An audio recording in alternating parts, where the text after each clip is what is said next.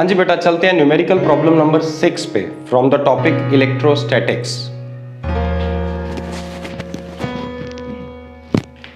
The problem is like this, two identical charges capital Q each are kept at a distance r।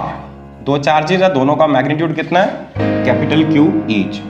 They are kept at a distance r from each other. They are kept at a distance r from each other. A third charge small q is placed on the line joining the charges. ये तीसरा charge हमने बीच में कहीं रखा, कहां रखा पता नहीं, बीच में रखा इतना श्योर है, इसी लाइन पे रखा है। On the line joining them so that all the three charges are in equilibrium.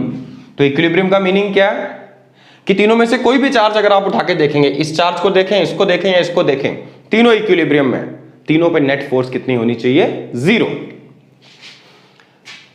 अगर ये नेट फोर्स 0 है, तीनों इक्विलिब्रियम में, पूरा सिस्टम इक्विलिब्रियम में, तो हमें चाहिए magnitude, sign and position of third charge Q। Magnitude, sign and position of third charge Q। सबसे पहले चीज सिर्फ हम सेंटर वाले चार्ज का इक्विलिब्रियम कंसीडर करते हैं। सबसे पहले सेंटर वाले चार्ज का इक्विलिब्रियम कंसीडर करेंगे। अगर ये इक्विलिब्रियम में है तो इस पे नेट फोर्स 0 होनी चाहिए, या तो फोर्स होनी नहीं चाहिए, या अगर फोर्सेस एक्ट कर रही हैं उन सारी फोर्सेस का रिजल्टेंट कितना होना चाहिए? 0। जरा डायग्राम में देखते हैं इसके ऊपर कितनी फोर्सेस एक्ट कर रही हैं। इसके ऊपर दो फोर्सेस एक्ट कर रही हैं। एक फोर्स ये वाला चार्ज लगाएगा इस पे, और एक फोर्स ये वाला चार्ज लगाएगा। So force on charge placed at C due to charge placed at A, force on charge at C due to charge at A, इसको डिनोट कर रहा हूं FCA से। That should be equal and opposite to force on same charge placed at C due to charge placed at B। तो FCA must be equal to FCB, ऐसा होना चाहिए।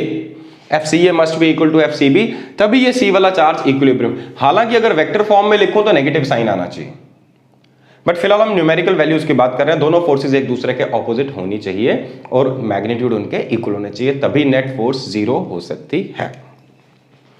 क्या डायरेक्शन तो ऑपोजिट होगी।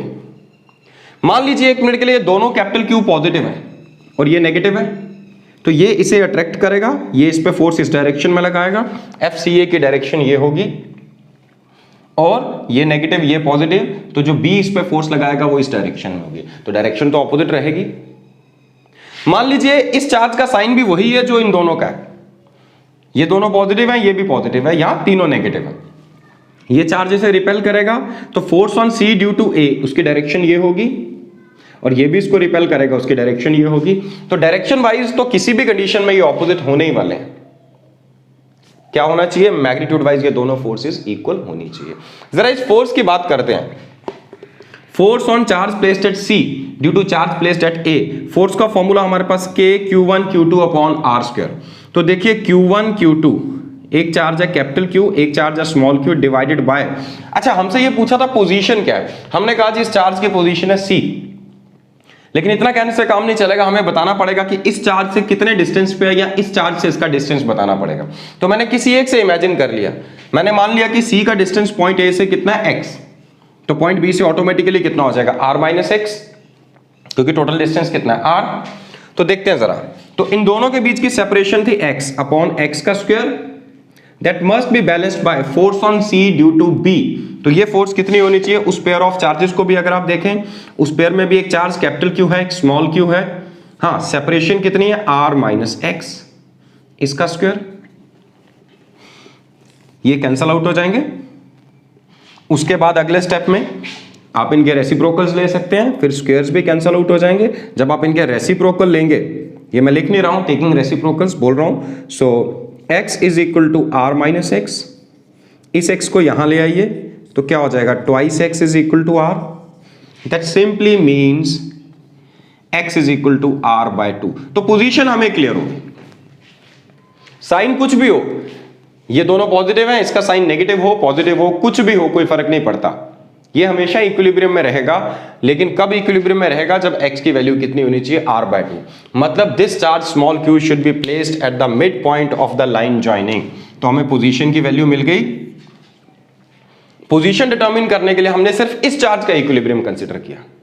अच्छा, अब ये दोनों चार्जेस भी तो इक्विलिब्रियम में होंगे और दोनों की सिचुएशन एक जैसी है। चाहे इस चार्ज की बात करूं, इसके पास दो चार्जेस है फोर्स लगाने के लिए, एक का डिस्टेंस यहां से r/2 और दूसरे का r। इसके लिए भी सेम सिचुएशन है, दोनों में से कोई एक उठाते हैं। Suppose considering equilibrium of charge at A, Q placed at A, तो इसके ऊपर नेट फोर्स 0 होनी चाहिए। हां, अब यहां पे हम वेक्टर फॉर्म में लिखेंगे क्योंकि हमें चार्ज का मैग्नीट्यूड भी बताना है। चार्ज का मैग्नीट्यूड तो बताना है, साथ ही साथ हमें साइन भी बताना है।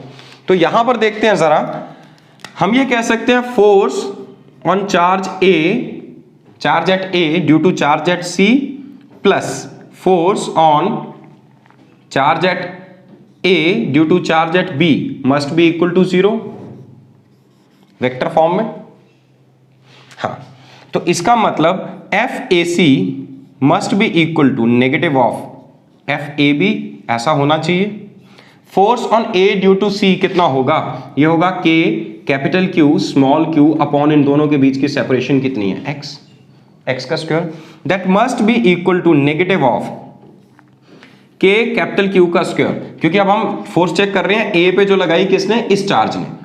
तो दोनों चार्जेस Q एंड Q है तो Q स्क्वायर आ गया, दोनों के बीच की सेपरेशन कितनी है? R, तो यहां पर क्या आ गया? R का स्क्वायर, राइट। अब दोनों साइड्स में देखें, K और K कैंसल आउट हो गया, कैपिटल Q और कैपिटल Q का स्क्वायर कैंसल आउट हो गया।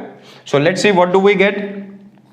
This implies that small q upon x का स्क्वायर, देखिए x की वैल्यू क्या थी? r/2 थी कि नहीं? तो x का स्क्वायर क्या हो जाना चाहिए? r स्क्वायर अपॉन 4 होना चाहिए। x का square should be equal to r square upon 4, that is equal to minus capital Q upon r का स्क्वायर। r का स्क्वायर और r का स्क्वायर कैंसल आउट हो गया। अब यहां डिनोमिनेटर में क्या बचा? 4 नहीं, 1/4। डिनोमिनेटर में क्या है? 1/4। तो अगर आप इसे राइट साइड में लेकर जाएंगे तो आपको पता चलेगा स्मॉल q का मैग्नीट्यूड कितना है? Minus capital Q upon 4। तो हमें मैग्नीट्यूड भी पता चल गया, साइन भी पता चल गया। मैग्नीट्यूड कैपिटल Q/4 है, इसका साइन ऑपोजिट है नेगेटिव ऑफ दिस। अगर ये नेगेटिव होगा तो ये पॉजिटिव हो जाएगा, ये पॉजिटिव होगा तो ये नेगेटिव, जो भी है इसके साइन के ऑपोजिट होगा। और पोजीशन क्या होनी चाहिए? Eight the mid point of line joining.